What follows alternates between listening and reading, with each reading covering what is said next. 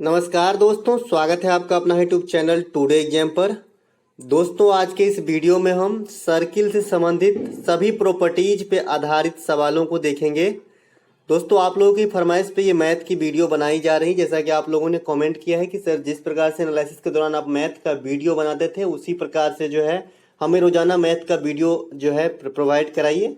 तो उसी को ध्यान रखते हुए आज ये पहला वीडियो आप लोगों के लिए मैथ का जो सर्किल के ऊपर रहेगा, और सर्किल से संबंधित जो भी प्रश्न आपके एग्जाम्स में पूछे जाते हैं, जितने भी टाइप के सभी प्रश्नों को आप इस वीडियो में कर पाएंगे। और अच्छे से देख लिए तो आज के बाद कोई दिक्कत नहीं होगी। तो चलिए दोस्तों, शुरू कर लेते हैं। सबसे पहले आप सर्किल का मैं थोड़ा सा प्रॉपर्टीज दे दूं और थोड़ा सा सर्किल में सेगमेंट जानने की कोशिश करते हैं। इसके बाद जो है हम आपको सवाल पे ले चलेंगे।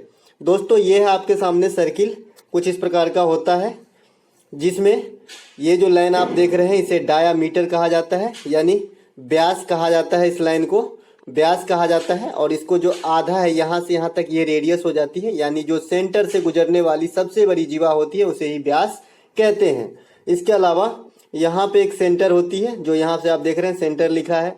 अब इस सेंटर से कोई भी साइड को टच करने वाली जितनी भी रेखा होगी सभी वृत्त की रेडियस होगी, और सभी रेडियस आपस में बराबर होती है। ठीक है। और व्यास बराबर क्या हो गया, यहाँ से यहाँ तक r और यहाँ से यहाँ तक फिर से r, तो क्या हो गया 2r। इसीलिए व्यास बराबर 2r होता है ना। इसके बाद आप ये जो देख रहे हैं टच कर रहा है नाम मात्र का, इसे स्पर्श रेखा या टेंजेंट कहते हैं। ये सर्किल के कोई भी दो साइड को टच करने वाला, एक्सेप्ट जो सेंटर से जा रही है उसको छोड़ के कहीं से भी दो साइड को टच करने वाला जो रेखा है, ये आपका क्या हो जाएगा, जीवा हो जाएगा, कॉर्ड हो जाएगा। इसके अलावा और कुछ जानने लायक इसमें नहीं है। हाँ, एक चीज और है, ये जो आपका ये रेड कलर से ये जो घिरा हुआ पार्ट दिख रहा है इसे हम त्रिज्यखंड बोलते हैं। जब सर्कल के दो रेडियस और एक चाप के द्वारा कोई क्षेत्र बन जाती है तो उसे हम त्रिज्यखंड बोल देते हैं। और इस त्रिज्यखंड का क्षेत्रफल निकालने के लिए सर्किल का क्षेत्रफल और ये जो बीच का कोण बनेगा थीटा बटा 360 गुने सर्किल का क्षेत्रफल करते हैं। जो आगे क्वेश्चन आ जाएगा तो आपको सारा बात जितना मैं अभी मौखिक रूप से बताया सब क्लियर हो जाएगा। चलते हैं आगे, थोड़ी सी और प्रॉपर्टी देख लीजिए। यहाँ पे प्रॉपर्टीज क्या कहता है, मैं देसी भाषा में बताऊंगा, इसको पढ़ूंगा भी नहीं, मैं सिर्फ फिगर से बता दूंगा। और आपको भी ऐसे ही याद रखना है, क्योंकि मैं आपको एक टीचर के जैसा नहीं, एक स्टूडेंट एग्जाम में क्वेश्चन को सॉल्व करते समय क्या क्या दिक्कतें कैसे बनाते हैं, क्या क्या उनके मन में बात आती है, उसी हिसाब से मैं आपको पढ़ाता हूँ।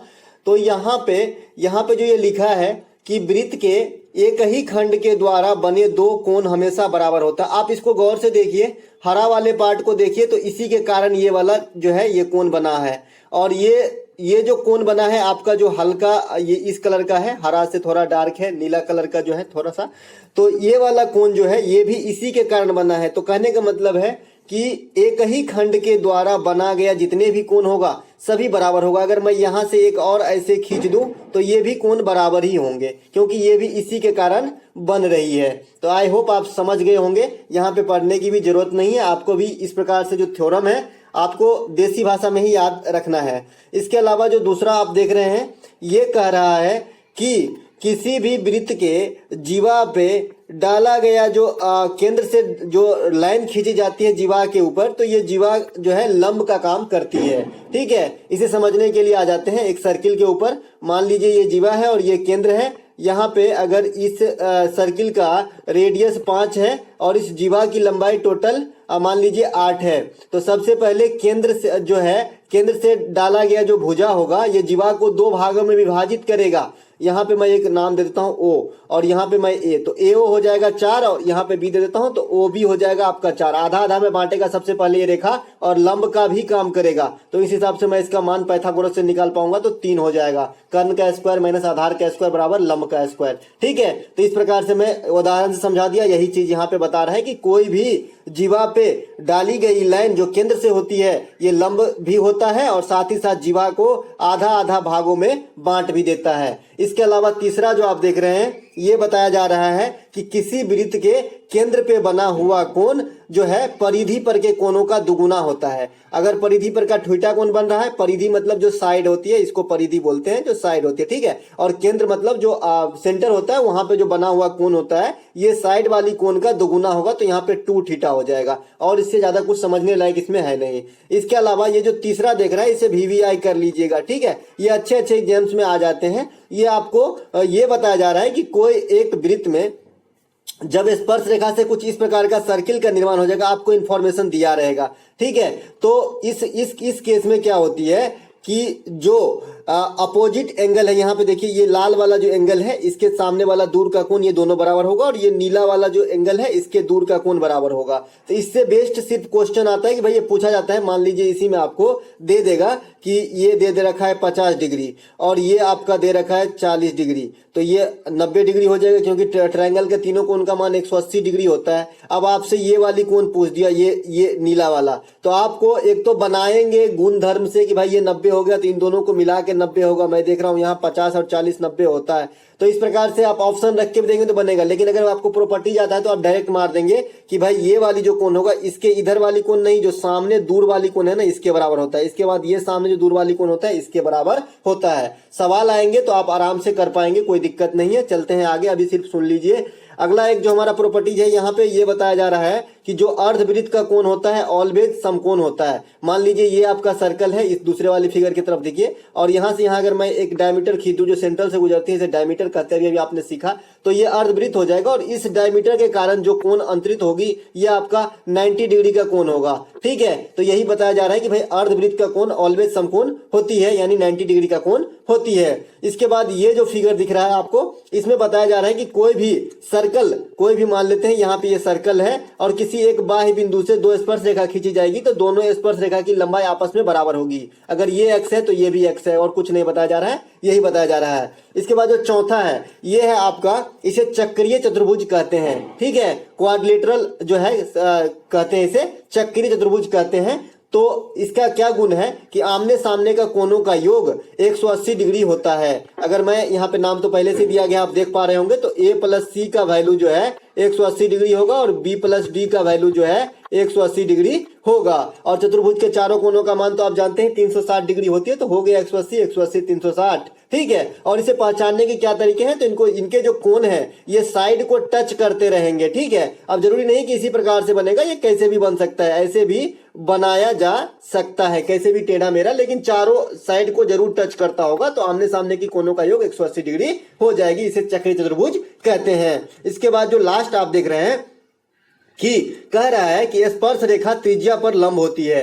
स्पर्श रेखा जो है त्रिज्या पे लंब होती है, यानी ये आपका रेडियस है, लिखा हुआ है रेडियस, और नीचे टेंजेंट है, तो ये लंब का काम करने लगता है। अब इसके अलावा कुछ नहीं, चलते हैं प्रश्न के ऊपर। कितना मिनट चला गया, इसमें 7 मिनट चला गया, और थोड़ा फास्ट चलेंगे, ठीक है। अब तो आप पहचान लिए कि क्या क्या वृत्त में का मतलब कौन से पार्ट को क्या कहा जाता है, वृत्त के क्षेत्रफल क्या होते हैं, तो एक बार और से समझ लीजिए। πr² क्षेत्रफल होते हैं, परिधि होता है 2πr, और त्रिज्यखंड का क्षेत्रफल मैंने अभी निकालना सिखा दिया था, भाई θ/360 गुने, अगर क्षेत्रफल पूछे तो πr², है ना। क्षेत्रफल पूछे तो θ/360 गुने πr², त्रिज्यखंड का क्षेत्रफल। और त्रिज्यखंड के द्वारा बनी गई चाप, मान लीजिए कि ये वाला जो है आपका सेंटर है, और ये यहाँ पे त्रिज्यखंड, इसको तो त्रिज्यखंड बोलेंगे, क्षेत्रफल बोलेगा तो ये वाली सूत्र। लेकिन खाली यहाँ से यहाँ तक इस चापे की लंबाई पूछे, कलर बदल लेता हूँ, आपको समझ में आ जाएगा। अगर यहाँ से यहाँ तक खाली चापे की लंबाई पूछे कि भाई इनके द्वारा अंतरित चाप की लंबाई क्या होगी, तो θ/360 तो होगा, गुने परिधि का सूत्र लगा देंगे 2πr, ठीक है। तो ये हो गया आपकी सूत्र की बात। इसके बाद एक अर्धवृत्त में मैंने अभी बताया कि भाई अर्धवृत्त का कोण समकोण होता है। आपने बचपन में चांद देखा होगा, अर्धवृत्त के द्वारा जो भी कोण बनेंगे वो समकोण होगा। इसके अलावा अर्धवृत्त से रिलेटेड और भी है कि भाई अगर क्षेत्रफल, अर्धवृत्त का क्षेत्रफल पूछे तो πr²/2 कर देंगे, यानी हाफ से गुना कर देंगे, चलेगा। लेकिन अगर अर्धवृत्त की परिधि पूछे तो आपका दिक्कत हो जाएगा, हाफ से गुना नहीं कीजिएगा, क्योंकि अर्धवृत्त कैसा होता है, इस प्रकार से होता है। और अगर मैं इसको आधा करूं तो आधा लंबाई, परिधि क्या होती है, टोटल लंबाई, तो आधा लंबाई इतना ही हुआ। लेकिन अर्धवृत्त इतना ही कहने से तो अर्धवृत्त नहीं हो जाएगा, अर्धवृत्त के लिए इसको मिलाना भी पड़ता है, चांद के जैसा होता है। तो इसीलिए हाफ से भाग देने के बाद, और ये होता है आपका व्यास, तो आर और आर 2r जोड़ना पड़ता है, तो है ना। तो पाई 2πr को पहले हाफ से भाग दे लीजिए, वृत्त के परिधि को हाफ से भाग दिया, प्लस 2r क्यों जोड़ते हैं, ये वाला जो है डायमीटर जोड़ना पड़ता है। तो इसको जब काटेंगे ना तो r इंटू पाई प्लस 2 जो है आपका अर्धवृत्त का परिधि होगा, और इस पे काफी क्वेश्चन एग्जाम्स में आते हैं। आई होप आप वृत्त की सारी जो है प्रॉपर्टीज हो गई है, जो एडवांस टाइप के प्रॉपर्टीज है आप सवाल के साथ मैं समझा दूंगा। किसी वृत्त की क्षेत्रफल 308 वर्ग सेंटीमीटर है तो उस वृत्त की परिधि क्या होगा। अब क्षेत्रफल 308 है तो पाई आर स्क्वायर की वैल्यू जो है आपका दे रखा है कितना, 308 दे रखा है। तो इससे आप जो है सॉल्व कर लीजिए। अब 22/7 पाई का मान 2 होता है भाई, 1/22/7 होता है, और जहां पे आपको 3.14 लेना है वहां पे कोष्ट में सवाल के साइड में आपको दिया रहेगा। और ये सभी प्रश्न आपके एग्जाम्स के आए हुए हैं, जो लेटेस्ट वाले जितने भी एग्जाम हुए, चाहे आरआरबी हुई, दिल्ली एचसीएम हुई, सभी में जो है प्रश्न पूछे गए हैं, उसी पे मैं रखा हूं। ठीक है, तो यहाँ पे 22/7 गुने आर स्क्वायर बराबर आपका हो गया 308, 11 दूनी की 22, 11 दूनी की 22, 28 88, 14 से कट गया।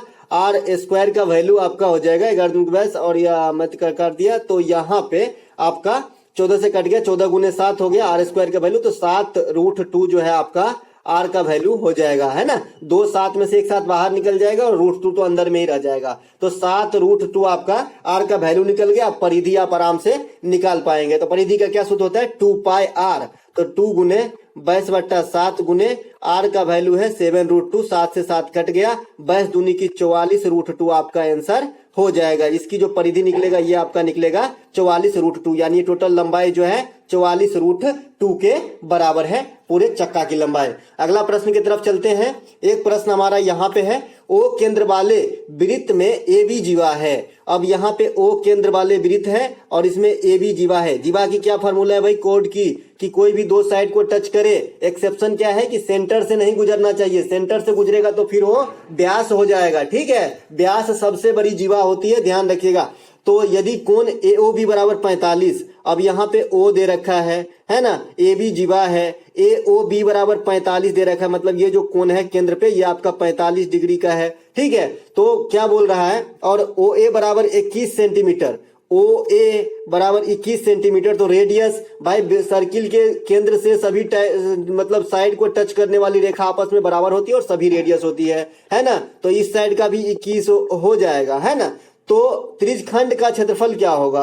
अब हमें इस साइड से कोई मतलब नहीं है, त्रिज्यखंड की क्षेत्रफल क्या होती है अभी अपन बात कर लिए थे कि भाई त्रिज्यखंड का क्षेत्रफल क्या होता है। तो क्या होता है, थीटा बट्टा 360 गुने, है ना, पाई आर स्क्वायर, है ना। तो थीटा कितना है, थीटा का मान, थीटा मतलब बना हुआ कोण, तो 45 बट्टा 360 गुने पाई गुने आर स्क्वायर का वैल्यू है, मतलब 21 का स्क्वायर है। तो यहां से काट देंगे, है ना, 9 पच्चे के 45 और 9 चौका 36, 40 कट गया, 8 पचई के कट गया, 21 का स्क्वायर यानी 441 पाई बट्टा 8 आपका आंसर हो जाएगा। ठीक है, 441 पाई बट्टा 8 आंसर आपका हो जाएगा। पाई का वैल्यू रख लीजिएगा, और भी छोटा हो जाएगा क्योंकि 21 7 से कटेंगे, हैं, तो 21 हो जाएगा, और 7 के 21 तिहाई के 63 हो जाएंगे ऊपर में, है ना, 63 बटा 8 पाई भी हो सकता है। ठीक है, तो इस प्रकार, हाँ, गुने 63 गुने 22 बटा 8 पाई हो जाएगा, इसको अगर काटेंगे तो इस प्रकार से इसकी आंसर आ जाएगी। अगर इसी चाप की लंबाई पूछा गया होता सेम सवाल में, है ना, सेम सवाल में अगर चाप की लंबाई पूछा गया होता ये वाली, है ना, इस त्रिज्यखंड के द्वारा बना गया जो आपका क्षेत्रफल है, इसके द्वारा ये मतलब ये त्रिज्यखंड जो क्रिएट हो रहा है इसमें ये चाप की लंबाई अगर आपसे पूछा गया होता तो यहाँ पे क्षेत्रफल का सूत्र न लगा के हम परिधि का सूत्र लगा लेते 2πr। ठीक है, और कोई फर्क नहीं पड़ता, बाद में कि थीटा बट्टा 360 उसमें भी होता है। तो यहाँ पे एक जीवा था ये भी, है ना, और यहाँ पे दे रखा है दोनों का मान, है ना। तो इससे आपको जो है जीवा से कोई लेना देना भी नहीं है इसमें, क्योंकि ये क्षेत्रफल करने का मतलब है इसका क्षेत्रफल निकालना है। ठीक है, तो वो तो सिर्फ इसलिए दिया था कि भाई कैसे क्या बन रहा है, इसके लिए जीवा नाम दे दिया यहाँ पे कि AOB बराबर 45 बन रहे हैं, है ना। तो आपको सिर्फ ये 45 काम का है और ये 21 काम का है, बाद बाकी जीवा का इसमें कोई रोल नहीं है, क्योंकि क्षेत्रफल आप इतने का निकालते हैं जब त्रिज्यखंड की बात होती है। तो चलते हैं आगे। अगला प्रश्न है हमारा, किसी वृत्त के अंतर्गत √3 सेंटीमीटर वाले समबाहु त्रिभुज बनी हुई है तो उस वृत्त का क्षेत्रफल क्या होगा, है ना। तो यहाँ पे √3 सेंटीमीटर भुजा वाले समबाहु त्रिभुज, माने इस समबाहु त्रिभुज की भुजा कितनी है, तो √3 है। √3 है इस समबाहु त्रिभुज की। समबाहु त्रिभुज के सभी कोण 60 डिग्री का होता है और सभी भुजा आपस में बराबर होता है, ये तो आप जानते ही हैं। इसके अलावा समबाहु त्रिभुज में एक और क्या प्रॉपर्टीज होती है कि अगर इसकी हाइट निकालना हो तो हम क्या करते हैं, हाइट बटा त्रिभुज की भुजा बराबर √3/2 करते हैं, ठीक है।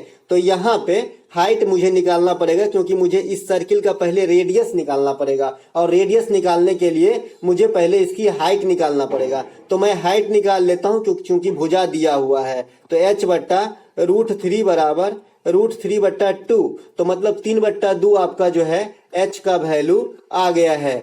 तो h जो है मैंने आपको पहले भी एनालिसिस में बताया था कि अगर समबाहु त्रिभुज के अंदर और बाहर दो सर्कल हो तो अंदर वाले का जो रेडियस होता है 1 यूनिट होता है और बाहर वाले का रेडियस 2 यूनिट होता है, यानी ये पूरा हाइट 3 यूनिट है। तो 3 यूनिट का वैल्यू आपका 3/2 है ना। तो 1 यूनिट का वैल्यू कितना हो जाएगा आपका 1/2 हो जाएगा। 1 यूनिट का वैल्यू हाफ हो जाएगा और मुझे जो है अभी बाह्य वाला सर्कल का रेडियस चाहिए तो 2 यूनिट की वैल्यू चाहिए। तो 1 यूनिट का वैल्यू 1/2, तो 2 यूनिट का वैल्यू 2 से गुना कर देंगे तो कट जाएगा तो 1 आ जाएगा, ठीक है, 1 आ जाएगा, है ना। तो हमारा इसकी रेडियस जो निकल के आ गया ये हमारा 1 आ गया है ओरिजिनल वाली, ठीक है। तो अब मैं इसका कैलकुलेशन कर लूंगा। तो वृत्त का क्षेत्रफल तो πr², तो पाई गुने 1 का स्क्वायर मतलब 22/7 गुने 1 का स्क्वायर, तो 1 होता है, तो 22/7 इसका आंसर हो जाएगा। इस वृत्त का क्षेत्रफल 22/7 हो जाएगा अगर इसके अंदर √3 सेंटीमीटर के समबाहु त्रिभुज बनी हुई। तो आई होप आपको समझ में आया होगा। अगर बाहरी वाला सर्किल जो इस, मान लीजिए कि ये त्रिभुज बाहर होता और सर्किल अंदर होता, ठीक है, और त्रिभुज का भुजा दिया होता आपका √3, तो फिर भी हाइट तो निकलता वही 3/2। तो अंदर वाली सर्कल का रेडियस 1 यूनिट की वैल्यू चाहिए था, तो ये 3 यूनिट होते हैं पूरा, है ना। हाइट कितना यूनिट होता है, दो कोण की तरफ 2 और नीचे की तरफ 1। तो हमें अगर अंदर सर्किल होता तो नीचे वाला निकालना होता, तो 1 यूनिट का वैल्यू, तो 1 यूनिट का वैल्यू हाफ होता। तो उस केस में π/4 जो है, π/4 जो है आपका क्षेत्रफल हो जाता बाहर वाले का 1/2 का स्क्वायर गुने पाई हो जाता है, यानी πr², ठीक है। चलते हैं आगे। अगला प्रश्न है हमारा 144 वर्ग सेंटीमीटर वाले वर्ग के अंदर स्थित वृत्त का क्षेत्रफल क्या होगा। इंपोर्टेंट क्वेश्चन है और इस एग्जाम सब में काफी बार आते हैं क्योंकि ये थोड़ा सरल वाला प्रश्न है जो आपको स्क्वायर को रिलेट करके बनाया जाता है। तो इस प्रकार के प्रश्न कैसे बनाते हैं मैंने बताया भाई। 144 वर्ग सेंटीमीटर वाले वर्ग, अब वर्ग का क्षेत्रफल क्या होता है, a² होता है। तो a² का वैल्यू कितना दे रखा है, 144 दे रखा है। a का वैल्यू कितना हो जाएगा, 12 हो जाएगा। तो यहाँ पे साइड कितने निकल के आगे, 12 निकल के आगे, क्योंकि वर्ग की सभी भुजा आपस में बराबर होती है। अब जो वर्ग की भुजा है वो वृत्त का व्यास का काम करेगा कि नहीं करेगा बताइएगा, करेगा ना, करेगा भाई व्यास का काम। तो व्यास क्या होता है, 2 गुने रेडियस होता है। 2 गुने रेडियस का वैल्यू कितना है आपका 12। आर का वैल्यू कितने निकल के आगे, 6 निकल के आगे। तो वृत्त का क्षेत्रफल पूछ रहा है तो 36 पाई आपका आंसर हो जाएगा, यानी πr²। तो पाई 6 का स्क्वायर 36, तो 36 पाई। अब इसको भी शॉर्ट कर सकते हैं तो 36 गुने 22/7 कर लीजिएगा, आपका आंसर हो जाएगा। मैं फिलहाल पाई के रूप में ही रखूंगा, है ना। तो 36 पाई इस क्वेश्चन के लिए राइट आंसर हो जाएगा। आपको बनाना आना चाहिए एग्जाम्स के अंदर, है ना। चलते हैं आगे। इसकी अगली वैरायटी देख लीजिए। यहाँ पे क्या था कि वर्ग के अंदर सर्कल था। अब जो अगली वैरायटी है यहाँ भी वर्ग के अंदर ही सर्कल है, लेकिन थोड़ा सा क्वेश्चन को घुमाया गया। देख लीजिए, किसी वर्ग के विकर्ण 2 सेंटीमीटर दिया है। अब ये वर्ग का जो है विकर्ण आपका √2 सेंटीमीटर दिया है। ये जो वर्ग का विकर्ण है, मान लीजिए ABCD आपका वर्ग है, तो AC का वैल्यू दे रखा है 2 सेंटीमीटर। तो वर्ग का विकर्ण क्या होता है, √2 गुने भुजा। तो √2 गुने भुजा का वैल्यू है 2, यहां से काटेंगे तो √2। तो भुजा का मान क्या हो जाएगा, √2 हो जाएगा। तो वर्ग का भुजा का मान क्या हो गया, √2। और अभी इससे पहले वाले सवाल में आपने देखा कि जो वर्ग का भुजा था ये आपका व्यास का काम करने लगता है ना, जब सर्कल अंदर हो। तो व्यास मतलब 2r, और 2r का वैल्यू कितना आ गया, √2। तो r का वैल्यू कितना आ गया, √2/2। अब ये कट गया तो नीचे √2, है ना। तो r का वैल्यू क्या आ गया, 1/√2, है ना। 2 कट गया √2 से, तो 1/√2। अब इसका क्या बोल रहे हैं, तो अंतर्गत बनी वृत्त का परिधि। अब रेडियस आपका कितना आ गया है, 1/√2 आ गया है। तो परिधि क्या होता है, 2πr होता है। तो 2 गुने पाई गुने और r का वैल्यू कितना आ गया है, 1/√2 आ गया है। इसको काटेंगे तो यहाँ पे क्या हो जाएगा, √2। तो √2 पाई आपका आंसर हो जाएगा इस क्वेश्चन के लिए, √2 पाई। आप समझ गए होंगे दोनों केस में कि भाई जब रेडिया मतलब विकर्ण दिया है तो उस समय मुझे भुजा ज्ञात करना है, और ये जो भुजा होती है ये 2r के बराबर हो जाती है जब आपका सर्कल किसी स्क्वायर के अंदर हो। एक केस ऐसा आता है जब स्क्वायर अंदर हो और सर्कल बाहर हो, ये भी बता देता हूं यहीं पर ही, ठीक है। जब इसी क्वेश्चन में ये उलट गया होता मामला, मान लीजिए कि सर्कल बाहर है और स्क्वायर ही आपका अंदर है, और उस समय मान लीजिए यही डाटा होता, थोड़ा सा फिगर टेढ़ा है कि भाई आपका जो है वर्ग का विकर्ण √2 सेंटीमीटर है, तो ये जो वर्ग का विकर्ण √2 सेंटीमीटर रहता, उस समय ये वृत्त का व्यास हो जाता √2 सेंटीमीटर, क्योंकि भाई ये यहाँ पे देखिए, यहाँ पे ये व्यास हो जाता है ना। तो 2r का वैल्यू उस समय √2 रहता, और r का वैल्यू जो है यहाँ पे r का वैल्यू 1/√2 हो जाता, ठीक है। तो इस प्रकार से हो जाता, ठीक है। तो जब अंदर होता तो आपका क्या हो जाता, वर्ग के विकर्ण 2 सेंटीमीटर है, तो √2 का मतलब वर्ग का विकर्ण दिया है ना आपका जो है 2 सेंटीमीटर। तो अगर सर्कल बाहर और इसके अंदर अगर स्क्वायर है और ये आपका विकर्ण दे रखा है 2 सेंटीमीटर दे रखा है जी, √2 नहीं, तो √2 a का वैल्यू 2 हो जाता, तो ये काटता तो आपका √2, तो a का वैल्यू जो है √2 आ जाता। लेकिन मुझे उस समय निकालने की जरूरत नहीं पड़ती, क्योंकि ये 2 जो है आपका व्यास का काम करने लगता सीधा सीधा, और रेडियस जो है आपका 1 हो जाता। मैं √2 पर लिया था कि भाई विकर्ण दिया है, विकर्ण यहाँ पे 2 सेंटीमीटर दिया था, ठीक है। तो दोनों पैटर्न आप समझ लिए। एक बार जब आपका स्क्वायर के अंदर सर्कल हो या फिर सर्कल के अंदर स्क्वायर हो, इस प्रकार के प्रश्न आपके एग्जाम्स में आते हैं। एक प्रश्न यहाँ पे, चतुर्भुज ABCD के अंतर्गत कोई वृत्त स्थित है जो भुजा AB को O पर है ना। अब मैं यहाँ पे ABCD इस प्रकार से कोई वृत्त अंतर्गत है जो भुजा AB को O पर, BC को P पर, इसके बाद CD को Q पर, इसके बाद DA को R पर। इस प्रकार के प्रश्न आप देखते होंगे एग्जाम्स के अंदर। AB बराबर 10 दे रखा है, BC बराबर 14 दे रखा है, यहाँ से यहाँ तक की वैल्यू 10 है, BC बराबर आपका 14 दे रखा है, और आपका क्या दे रखा है, CD बराबर 12, CD बराबर दे रखा है 12। तो आपसे क्या पूछा गया है, तो आपसे पूछा गया होगा इसमें AD, ठीक है, इसमें AD पूछा गया होगा, यहाँ पे मिसप्रिंट हो गया थोड़ा सा, AD पूछा गया होगा, इसकी लंबाई पूछा गया होगा। तो इसकी मैं प्रॉपर्टीज बाद में बताऊंगा, पहले लॉजिक समझ लीजिए। इसको बनाने के क्या तरीके होते हैं कि आमने सामने की भुजाओं का योग आपस में बराबर होता है। तो आमने सामने की भुजा क्या हो गया, AB प्लस है ना CD या फिर DC कहिए बराबर BC प्लस AD। इसी से आप निकाल लेंगे तो आपका आंसर निकल जाएगा, ठीक है। तो मैंने AB प्लस CD करना है, तो 10 और 12 कितना हो गया, 22, 22 बराबर 14 प्लस AD का मान लीजिए x है, तो 14 प्लस x, 14 26 8 हो गया आपका x का वैल्यू। तो ये जो यहाँ से यहाँ तक की भुजा की लंबाई होगी ये आपका 8 होगी। इतना बड़ा सवाल है, लेकिन ये 1 सेकेंड की सवाल है, ठीक है, आपको समझ में आना चाहिए। और ये क्यों होता है, अभी अभी आपने एक प्रॉपर्टीज पढ़ रखा था कि भाई किसी वृत्त के बाहरी बिंदु से अगर वृत्त के ऊपर 2 स्पर्श रेखा खींची जाती है तो दोनों स्पर्श रेखा की लंबाई आपस में बराबर होती है। पढ़ा था कि नहीं पढ़ा था, तो इसी का यहाँ पे अप्लाई है ना। यहाँ A है, B है, C है, D है, और ये किसी किसी बिंदु पर मीट कर रहा था, ये O पे, ये P पे, ये Q पे और ये R पे। अब देख लीजिए A बिंदु से 2 स्पर्श रेखा खींचा जा रहा है कि नहीं खींचा जा रहा है, AO और AR, तो दोनों आपस में बराबर होंगे, ठीक है। इसके बाद B बिंदु से OB खींचा जा रहा है और OP खींचा जा रहा है।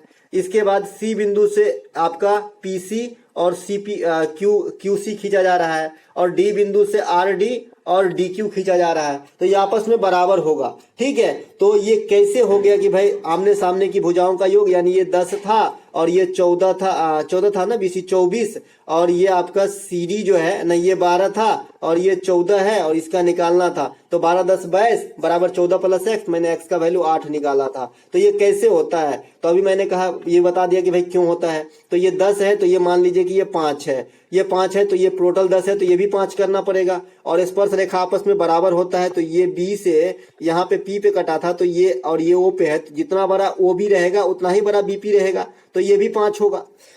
आप स्वतंत्र है पहले वाले की, आप 9 भी मान सकते हो, कोई दिक्कत नहीं। 10 था ना, एक को 9 ले सकते हो तो 1 लग सकते हो, फिर भी सेम ही आएगा। ठीक है, मैंने 5 5 ले लिया है यहाँ पे, पहले वाले भुजा को AB को 5 5 में बांटा है, यहाँ से यहाँ तक 5, यहाँ से यहाँ तक 5। ठीक है, क्योंकि ये मीट कर रहा है वो पे, है ना, तो यहाँ 5 हो गया। अब जो है आपका BC भुजा का मान कितना दिया गया था 14, तो यहाँ से यहाँ तक अगर 5 हो गया तो यहाँ से यहाँ तक फिर कितना होगा 9 हो जाएगा। और जब यहाँ से PC बराबर 9 तो ये आपका Q पे कट रहा तो CQ बराबर भी 9 होगा, क्योंकि भाई यहाँ पे देखिए जब कंफ्यूजन क्रिएट हो तो ये दोनों स्पर्श रेखा आपस में बराबर होगी। ठीक है, तो इसको देख लीजिए।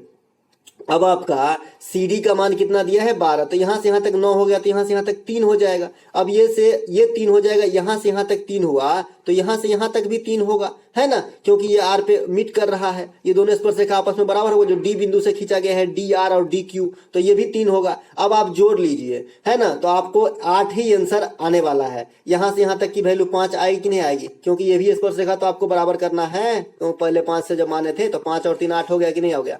तो ये हो गया आपका थ्योरी से आया है, और मैंने कहा कि भाई आमने सामने की भुजा जोड़ लीजिए और दोनों को बराबर कर दीजिए, आपका आंसर निकल जाएगा। चलते हैं आगे। अगला एक प्रश्न है यहाँ पे, इंपॉर्टेंट प्रश्न है ये, कि अभी अभी जैसे मैंने बताया कि भाई यहाँ पे यही सी चीज का सेम चीज का अप्लाई है यहाँ पे, थोड़ा इसमें है कि भाई P से PA स्पर्श रेखा और आपका PB स्पर्श रेखा जो है खींचा गया है, PA और PB स्पर्श रेखा खींचा गया है बिंदु P से, और छेदक रेखा वृत्त को बिंदु C पे काटती है। ये थोड़ा दूसरे टाइप का है, चलिए ठीक है कोई बात नहीं।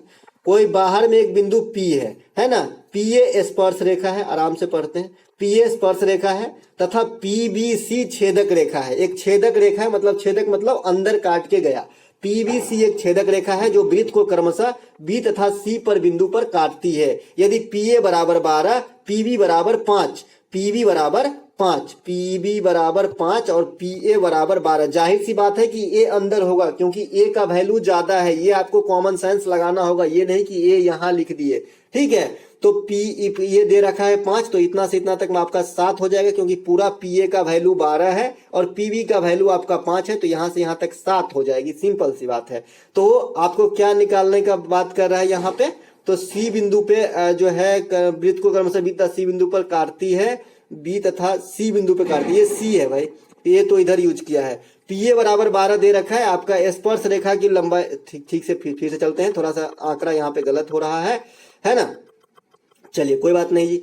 यहाँ पे बोल रहा है कि B तथा C बिंदु पे काटती है छेदक रेखा, है ना। यदि PA बराबर 12, यहाँ पे स्पर्श रेखा की ही लंबाई दिया है और PB बराबर 5 दे रखा है, तो आपका जो है PC पूछा जा रहा है, यानी ये टोटल रेखा की लंबाई। मैं यहाँ से यहाँ तक x मान लेता हूँ, तो इसका सूत्र क्या होता है, स्पर्श रेखा की लंबाई यानी PA का स्क्वायर बराबर टोटल लंबाई ऑफ छेदक रेखा, तो PC हो जाएगा, और गुने जो बाहरी है, जो सर्किल के अंदर नहीं आता है, इसको आराम से देखिए, जो सर्किल के अंदर नहीं आता है गुने उतना। एक बार तो टोटल लिख दिया हमने PC, उसके बाद जो सर्किल के अंदर नहीं है वो लिखना है, तो आपको BP लिखना है। ठीक है, तो यहां से आपका BP हो गया। तो PA स्क्वायर मतलब 12 का स्क्वायर मतलब 144 हो गया, और उसके बाद PC का वैल्यू कितना हो जाएगा 5 प्लस x हो जाएगा, और उसके बाद बाहरी कितना हो जाएगा 5 हो जाएगा। अब 25 प्लस 5x बराबर 144 हो जाएगा, है ना। तो 144 में से मैं 25 को घटा देता हूं, तो 14 में से 5 गया तो 9,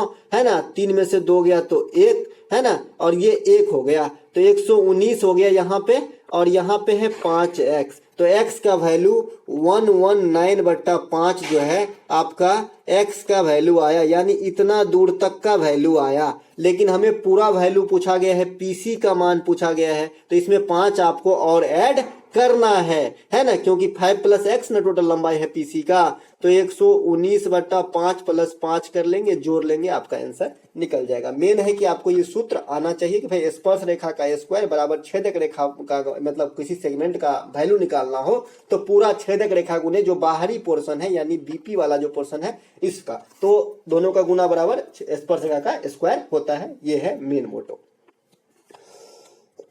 चलते हैं आगे। अगला प्रश्न है हमारा, यदि किसी यदि कोण BOC इस प्रकार का एक आपका दिया रहेगा, है ना, इस प्रकार का आकृति दिया रहता है कि कोण मान लीजिए ABC है, यहाँ पे O केंद्र है, कोण BOC का बात कर रहा है कि 100 डिग्री है, और आपका कोण A, यदि कोण A क्या होगा ये आपका निकालने के लिए बोल रहा है कि कोण A क्या होगा। OB कोण B का अर्धक है। अर्धक कहने का मतलब है भाई कि मान लीजिए कि ये कोई कोण है और ये कोई अर्धक रेखा है, तो आपका अगर ये मान लीजिए x कोण था पहले, तो ये x/2 हो जाएगा और ये भी x/2 हो जाएगा, यानी हाफ हाफ में बांट देना अर्धक, है ना, एंगल बाइसेक्टर कहा जाता है। ठीक है, तो यहाँ पे OB कोण B का अर्धक है और OC कोण C का अर्धक है। तो इसको निकालने के लिए हमें क्या है सूत्र, सूत्र हमारा है, पहले से थोड़ा सा और समझ लीजिए, कोई भी सर्किल है इसके अंदर, है ना, कोई भी सर्किल है इसके अंदर एक इस प्रकार से कोई जीवा है, और यहाँ पे इस प्रकार से जैसे सर्किल यहाँ पे है इसी प्रकार से है, और कोई अर्धक है यहाँ पे 2 लाइन, और इसके द्वारा यहाँ पे जो कोण फॉर्मेट होती है इसको निकालने का क्या तरीके हैं, तो यहाँ पर जो इस हिसाब में बोल रहे हैं उसी हिसाब से मैं चल लेता हूँ तो आपको ज्यादा समझ में आएगा। ABC, थोड़ा सा अच्छे से लिख लेता हूँ, ABC, और यहाँ पे बोल रहा है अर्धक है जो हाफ हाफ में बांट रहा है, इसे मैं साबित भी कर दूंगा, कोई दिक्कत नहीं है। और ये एक कोण निकालना है, तो कोण BOC बराबर जो होगा है, आपको ये सूत्र याद रखना है, 90 + कोण A/2 होगा। ठीक है, अब हमेशा जरूरी नहीं कि भाई A/2 ही होगा, मान लीजिए A C के जगह पे लिखा होता और C लिखा होता A के जगह पे, तो भाई C/2 हो जाता है। यानी कहने का मतलब है कि जो इस ट्राइंगल में इंक्लूड नहीं है O वाली का हाफ होगा और 90 प्लस उतना हाफ हो जाएगा कोण BOC का वैल्यू, ये आप समझ लीजिए। ठीक है, तो यहाँ पे कोण BOC का वैल्यू आपको 100 डिग्री दिया है, तो यहाँ मैं 100 लिख लूंगा इसके जगह, और 90 + A/2 कर लूंगा कोण A/2, तो 90 घट जाएगा तो 10, और 10 दूनी के 20 हो जाएगा आपका कोण A का वैल्यू, 20 हो जाएगा कोण A का वैल्यू। ये 20 डिग्री निकल के आ गया हमारा। अब इसे मैं साबित भी कर सकता हूं कि भाई ये 20 डिग्री सही है या नहीं है। अब अर्धक कहने का मतलब क्या होता है मेरे दोस्त, कि आधा आधा में बांट देता है। अब एक ट्रायंगल का मान कितना होता है 180 डिग्री, तो 100 तो O कोण ले लिया, तो कोण B और कोण C मिला के कितना होगा 80 डिग्री होगा, है ना। और ये आधा आधा में बांटा है, तो ये दोनों तो रेडियस का काम कर रहा है, क्योंकि सेंटर से आ रहा है और सेंटर से साइड को टच करने वाली रेखा रेडियस हो जाती है, तो 40-40 ये हुआ होगा, है ना, ये भी दोनों बराबर होगा आपस में।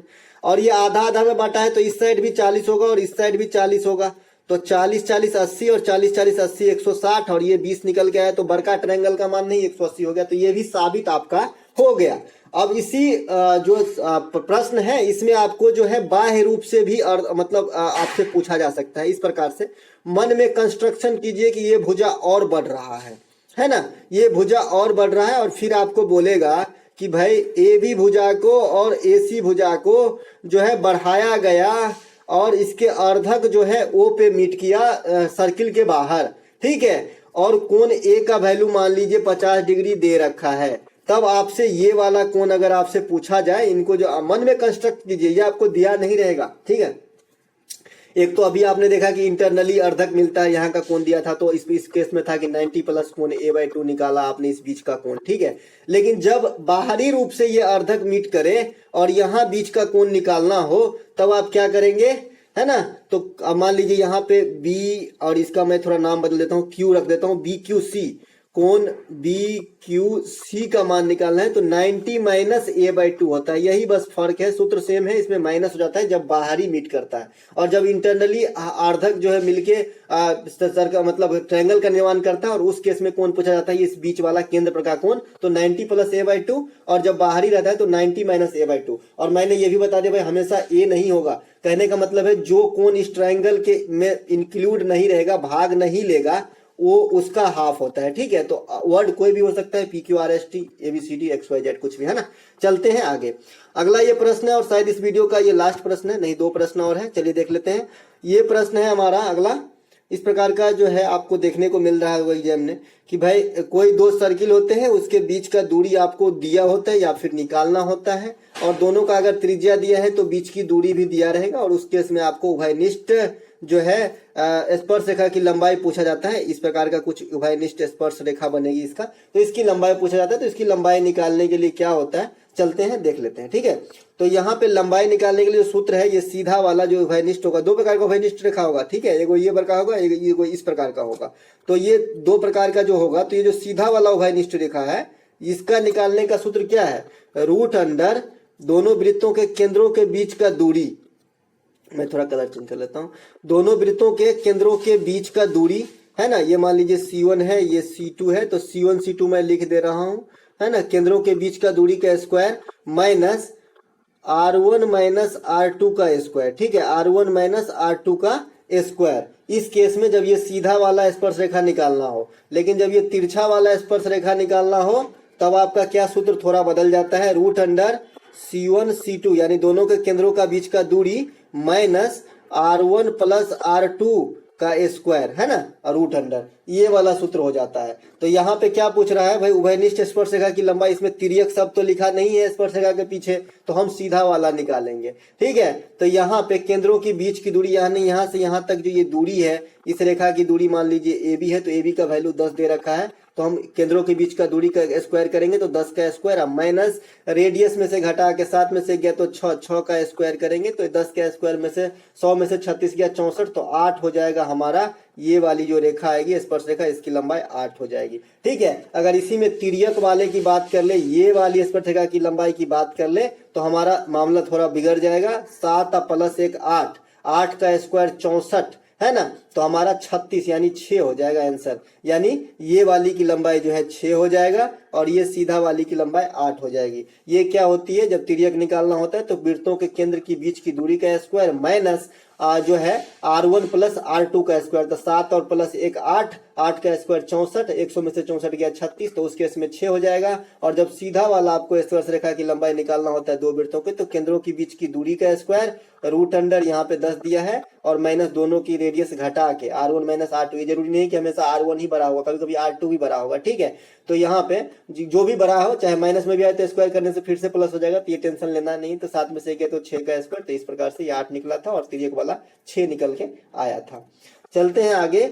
अगला एक प्रश्न है और ये लास्ट प्रश्न है, ये प्रॉपर्टीज पे आधारित है, जो मैंने लास्ट में समझाया था कि वृत्त की जीवा 24 सेंटीमीटर लंबी हो, केंद्र से जीवा पर एक लंब डाली गई हो जिसकी लंबाई 5 सेंटीमीटर, तो वृत्त का व्यास क्या होगा। अब ये प्रश्न मुझे आप बना के देंगे, मैं आपको यहाँ पे खींच दे रहा हूँ। ये प्रॉपर्टीज अगर याद हो, मैं फिर से एक बार मौखिक रूप से बता देता हूँ। भाई ये जीवा है, मान लीजिए जीवा की नाम दे दिया मैंने AB दे दिया है, और यहाँ पे वृत्त का एक केंद्र है, वो केंद्र है, जीवा पर एक लंब डाली गई, यहाँ पे लंब डाला गया है। ठीक है, और इसके बाद बोल रहा है कि जिसकी लंबाई 5 सेंटीमीटर है ना, इस लंब की लंबाई दे रखा है 5 सेंटीमीटर, और वृत्त का व्यास पूछा जा रहा है आपसे, 2r का वैल्यू पूछा जा रहा है, और जो जीवा है ये 24 सेंटीमीटर है। तो मैंने बताया था कि जो यहाँ से रेखा खींची जाती है ये लंब भी होती है और साथ ही साथ जो है आपका आधा आधा में डिवाइड कर देता है इस पूरे जीवा को, तो यहाँ से यहाँ तक 12 हो जाता है। आपको रेडियस यानी AO का वैल्यू फाइंड करना है, पाइथागोरस यूज कीजिएगा, AO का वैल्यू फाइंड हो जाएगा। तो इससे क्या रेडियस निकलेगी, 2 से गुना करेंगे व्यास निकल जाएगा। आप लोग मुझे कमेंट करके बताइएगा। तो चलिए दोस्तों, ये था आपका सर्किल से रिलेटेड सारी प्रॉब्लम।